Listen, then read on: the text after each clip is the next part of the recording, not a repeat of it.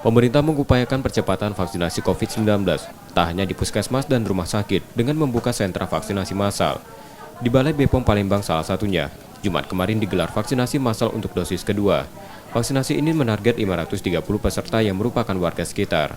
Menghindari terjadinya kerumunan, peserta dibagi dalam 3 kelompok.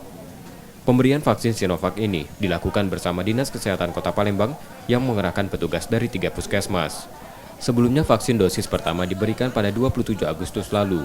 Belum ada laporan kejadian ikutan pasca imunisasi atau KIPI setelah pemberian vaksin. Pihak BPOM telah mengantisipasi KIPI dengan menjagakan ruang perawatan dokter dan ambulans.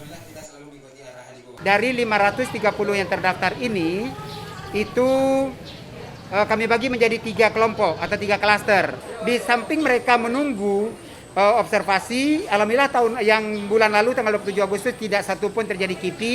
Namun kami tetap menyiapkan ruangan di sebelah, lengkap dengan 2 bed, oksigen dan obat-obat emergensi, dan dokter standby di sana, petugas kami standby di sana, ambulan juga kami standbykan.